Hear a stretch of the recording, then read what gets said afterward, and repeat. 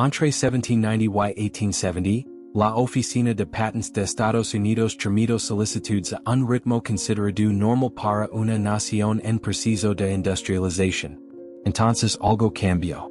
Tan solo en 1880, la oficina registró más patentes que en toda la década de 1820. Para 1890, un solo año superó el total combinado de 1810 a 1839. La población había crecido sin duda, pero no a esa velocidad. La brecha no fue gradual. En Gran Bretaña, se observó el mismo patrón. Las solicitudes de patentes se mantuvieron estables hasta principios del siglo XIX, y luego aumentaron drásticamente entre 1850 y 1890 con una densidad que no se alineaba con la expansión demográfica ni el acceso a la educación. Las propias oficinas se habían construido décadas antes más grandes de lo necesario.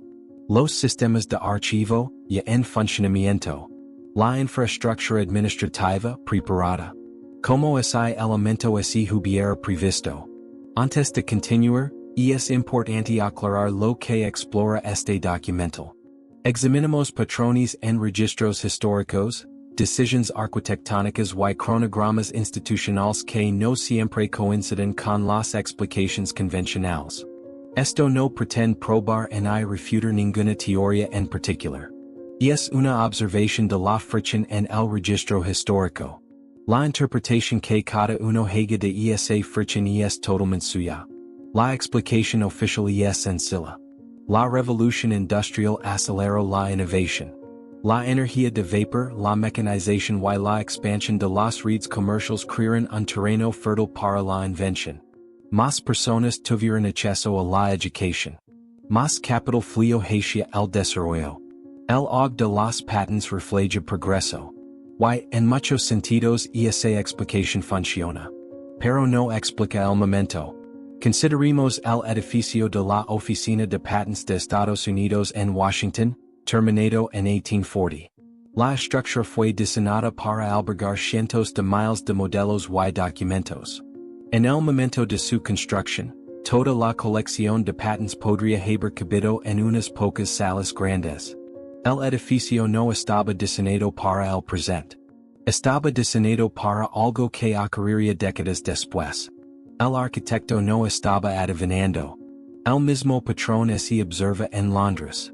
La Oficina Británica de Patentes se expandió en 1852, añadiendo una capacidad de archivo que no se utilizaría por completo hasta la década de 1880.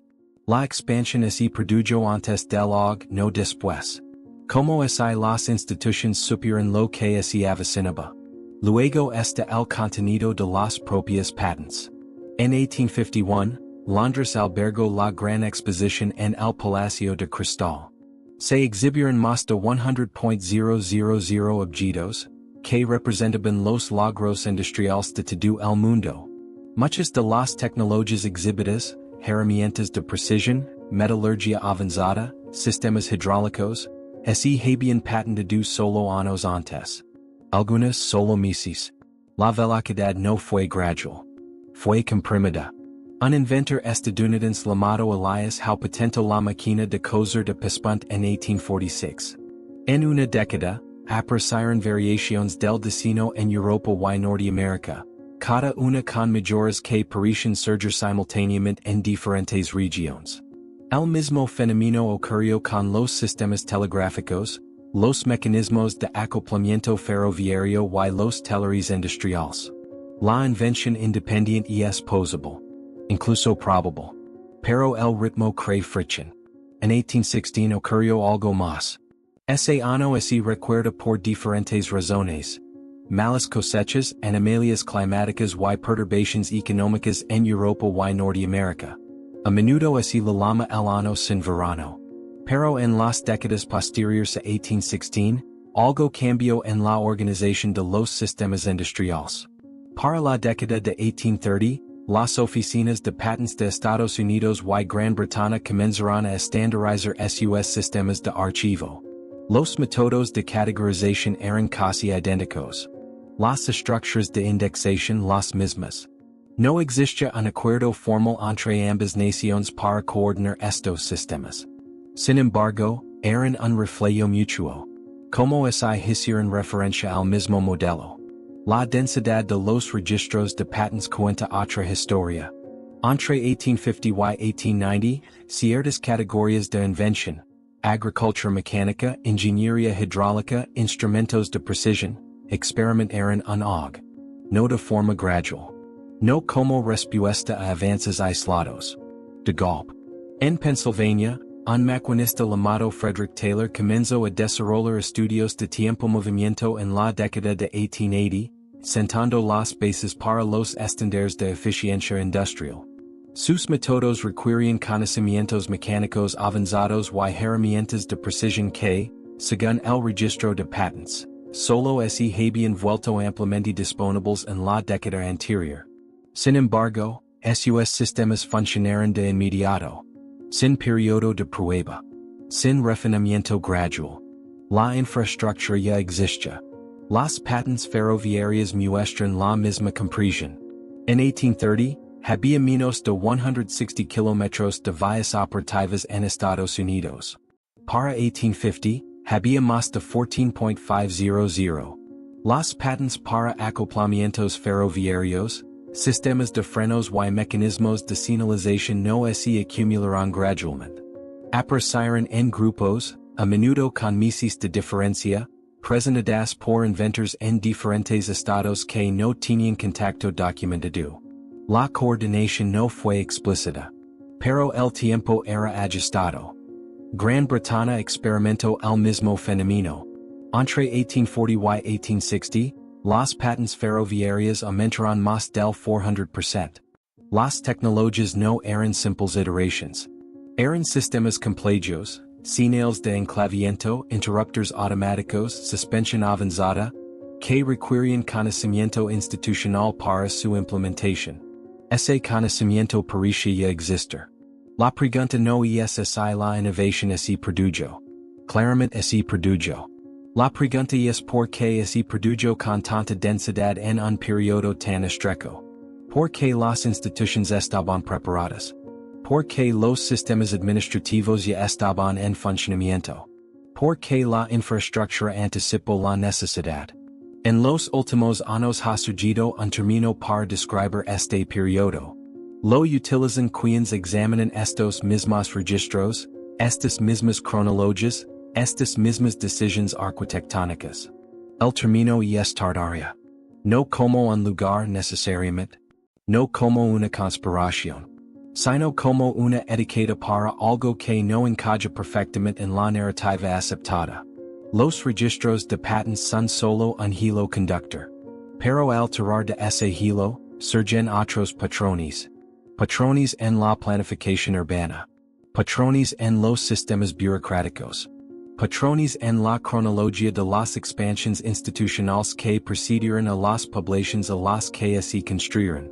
La evidencia no exige una conclusión, pero se invita al análisis. Porque el og de la innovación de finales del siglo XIX fue simplemente el resultado del progreso, entonces la infraestructura debería haber seguido la demanda. Los sistemas deberían haberse construido en respuesta a la necesidad. En cambio, estaban esperando. El canal de Erie se inauguró en 1825. Se extendía 582 kilómetros a través del estado de Nueva York, conectando el río Hudson con el lago Erie. La narrativa oficial lo describe como una apuesta arriesgada. Un proyecto de infraestructura masivo construido para impulsar la expansión hacia el oeste y facilitar el comercio. Pero la escala cuenta una historia diferente. En el momento de la construcción, la población del oeste de Nueva York no podía justificar un canal de ese tamaño. Los pueblos a lo largo de la ruta eran pequeños. La producción agrícola modesta. El retorno económico inmediato no se correspondía con la inversión. Sin embargo, el canal se construyó con una capacidad muy superior a la que la región necesitaba. Las esclusas eran demasiado grandes. La anchura daba cabida a buques que aún no existen. Las especificaciones de ingeniería preveían volúmenes de tráfico que no se materializarían hasta 20 años después. No se construyó para el presente. Se construyó para un futuro que parecía ya determinado. Y no fue el único. En Gran Bretaña, el og ferroviario de la década de 1840 siguió un patrón similar. Se tendieron líneas a través de zonas rurales con escasa población. Se construyeron estaciones en pueblos que apenas justificaban una oficina de correos. La justificación siempre fue la misma: anticipar el crecimiento, prepararse para la expansión. Pero el momento era demasiado preciso. Para 1850, Gran Bretaña contaba con más de 9.600 kilómetros de vías operativas. Gran parte de ellas discurría por regiones donde la demanda no se recuperaría durante décadas. La infraestructura precedió a la necesidad por una generación. La inversión no tenía sentido a menos que el resultado ya se conociera. A menos que se anticipara el crecimiento. El mismo fenómeno se observa en los sistemas de almacenamiento de grano estadounidenses. En la década de 1850, comenzaron a aparecer enormes elevadores de grano a lo largo de los grandes lagos y los principales centros ferroviarios. No se trataba de pequeños almacenes. Eran instalaciones a escala industrial con sistemas mecánicos diseñados para manejar volúmenes que no existirían hasta la década de 1880. Los elevadores estaban listos antes de la llegada del grano. En Chicago, el primer elevator de grano a vapor se construyó en 1848. Podía procesar 1,000 bushels por hora. En aquel entonces, el comercio de grano en Chicago era mínimo. La ciudad no era un centro importante. Pero el elevator se construyó de todos modos, con una capacidad que no se utilizaría hasta 15 años después. La infraestructura no era reactiva, sino anticipatoria. Los sistemas hídricos muestran el mismo patrón.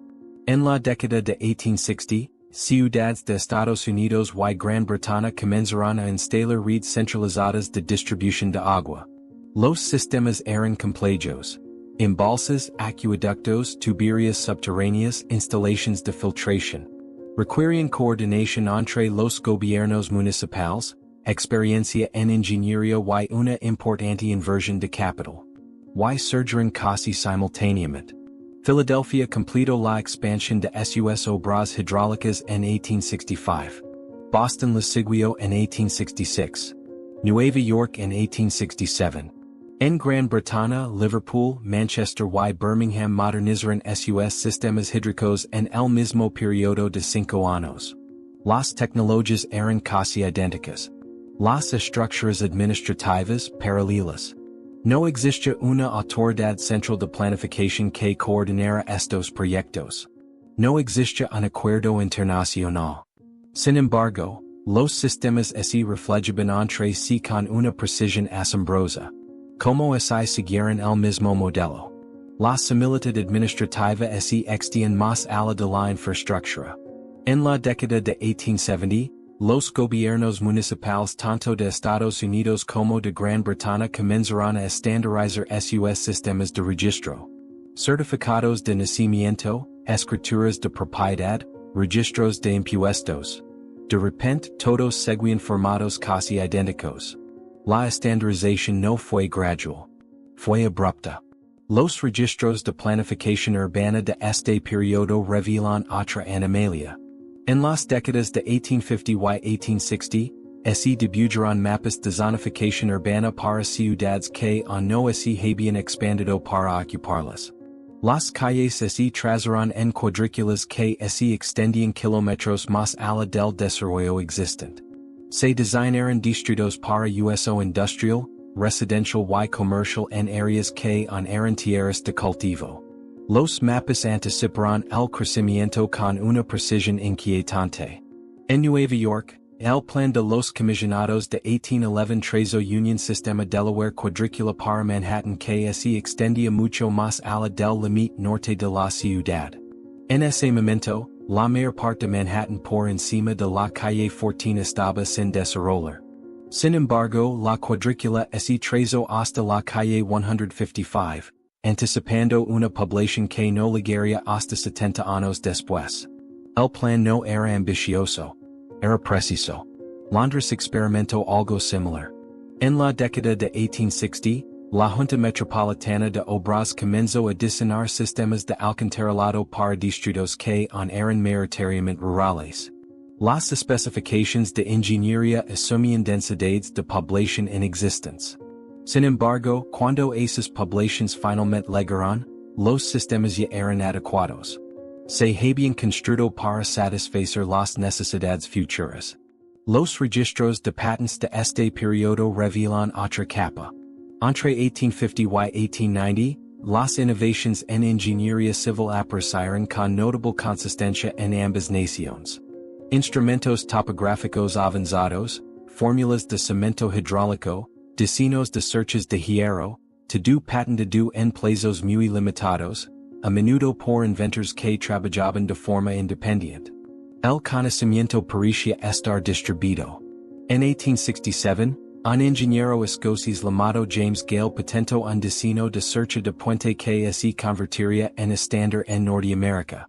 En 2 años aparecieron diseños casi idénticos en patentes estadounidenses, presentadas por ingenieros que no tenían contacto documentado con Gale. Los principios estructurales eran complejos y requerían conocimientos matemáticos avanzados. Sin embargo, surgieron simultáneamente. Los sistemas de señalización ferroviaria muestran el mismo patrón. En la década de 1870, aparecieron bloques de señales automatizados en las líneas ferroviarias de Gran Bretaña y Estados Unidos. La tecnología era sofisticada. Enclavamientos mecánicos, mecanismos de seguridad, códigos visuales estandarizados. Su implementación requirió coordinación institucional. Y esa coordinación parecía ya existir. La escala se agrava al examinarla colectivamente. El canal de Erie, las redes ferroviarias, los elevadores de grano, los sistemas de agua, la planificación urbana, la estandarización administrativa. Todo ocurrió dentro de un mismo cronograma comprimido. Todo se construyó anticipándose a la demanda. Todo se preparó. Y así que esto refleja gerencia o convergencia, el patrón es innegable. La infraestructura de mediados y finales del siglo XIX no se construyó en respuesta al crecimiento.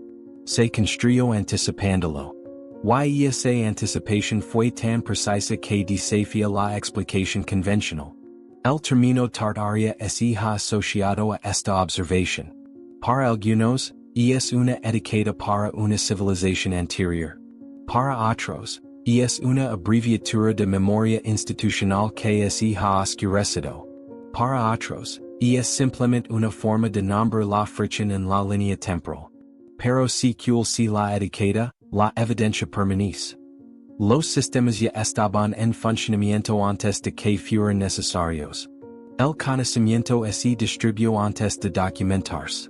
La infraestructura anticipó un futuro que se desarrolló exactamente como estaba previsto. Y ninguna narrativa convencional explica plenamente esa precisión. La densidad de patentes de finales del siglo XIX no es un fenómeno aislado. Forma parte de un patrón más amplio de sistemas que aparecen plenamente formados. Instituciones que se coordinan sin contacto aparente y una infraestructura adaptada a necesidades que no se habían materializado. Los registros no mienten. Simplemente no se explican por sí solos. El término Tartaria apareció por primera vez en los mapas europeos en la época medieval. Era una denominación geográfica amplia que se aplicaba a las vastas regiones de Asia Central y Siberia, zonas en gran medida desconocidas para los cartógrafos occidentales. El nombre derivaba de los pueblos tártaros, aunque se usaba de forma imprecisa, abarcando a menudo territorios mucho más allá de un solo grupo étnico. Para el siglo XIX, el término había desaparecido del uso oficial. Pero en los últimos años ha resurgido. No como una designación geográfica, sino como un marco para interpretar anomalias históricas. Para algunos, Tartaria representa una civilización perdida. Una sociedad avanzada cuyos logros fueron heredados en lugar de inventados. Para otros, es una metáfora de la continuidad institucional que las cronologías convencionales tienen dificultades para explicar. Existen aproximadamente tres modelos interpretativos.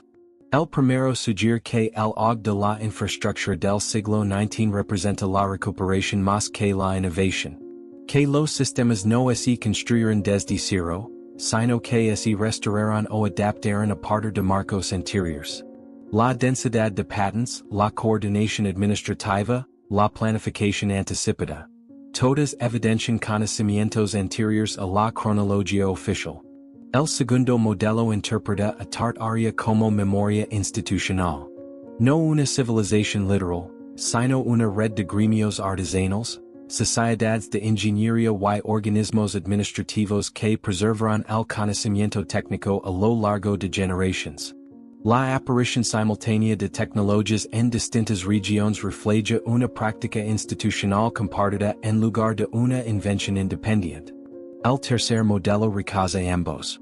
Atribuye los patrones a la evolución convergente. Sociedades separadas que alcanzan soluciones similares bajo presiones similares. La compresión temporal es real, pero se explica por la aceleración de la comunicación, la acumulación de capital y la naturaleza autorreforzante del desarrollo industrial. Los tres modelos intentan reconciliar la misma evidencia, pero ninguno resuelve por completo la cuestión de la anticipación. Volvemos a 1816. El año sin verano. Cosechas fallidas en Europa y Norteamérica. Trastornos económicos. Convulsiones sociales. Y en las décadas siguientes, una reorganización de sistemas que parecía demasiado coordinada para ser casual. Que esa reorganización representara reconstrucción, resurgimiento institucional o simplemente impulso industrial depende del marco que se aplique. La evidencia no favorece una interpretación sobre otra. Simplemente existe. Cuando usamos el término Tartaria en este contexto, no afirmamos la existencia de una civilización oculta. Reconocimos que la narrativa convencional deja lagunas. Que la cronología de la infraestructura no se alinea perfectamente con las explicaciones demográficas o económicas. Que la densidad de patentes de finales del siglo XIX sugiere acceso a conocimiento no completamente documentado. Tartaria se convierte en un sustituto de lo que no comprendemos. Los registros de patentes permanecen. La infraestructura sobredimensionada permanece. La coordinación administrativa permanece. Si esos elementos reflejan la gerencia, la memoria institucional o un rápido desarrollo convergente es una pregunta que invita al análisis, más que a la conclusión. La fricción en la cronología es real. El canal construido para un tráfico inexistente. Los elevadores de grano listos antes de la cosecha. Los sistemas de agua adaptados a poblaciones a décadas de distancia. Las patentes que aparecen en grupos en regiones desconectadas. Nada de esto refuta la narrativa convencional. Pero tampoco encaja con ella. Lo que nos queda es un momento histórico que parece artificial. Una comprensión de la innovación que desafía la explicación gradual. Una infraestructura que anticipa la necesidad con precisión y que resulta inquietante. Se puede interpretar a través de la lente de Tartaria. Se puede interpretar a través del impulso industrial. Se puede interpretar como una coincidencia potenciada por la búsqueda de patrones. Pero no se puede ignorar. Los registros están ahí. Los edificios están ahí. Los sistemas que se construyeron demasiado pronto y se escalaron demasiado, siguen funcionando. Y así que representan recuperación, gerencia o simplemente un progreso que avanza más rápido de lo esperado, la pregunta sigue siendo. ¿Cómo los supieron? ¿Cómo se prepararon las instituciones con tanta precisión para un futuro que no podían haber predicho? ¿Cómo se distribuyó el conocimiento de manera tan uniforme entre regiones sin una coordinación documentada? ¿Cómo lograron los sistemas parecer tan completos tan rápidamente, con tan poco ensayo y error? La evidencia invita al análisis. No a la conclusión. No a la certeza. Solo al análisis. Porque en algún lugar de los registros de patentes, los cronogramas de infraestructura y la coordinación administrativa de mediados del siglo XIX, hay una historia que no coincide del todo con la que nos han contado. Y esa historia on espera ser comprendida por completo.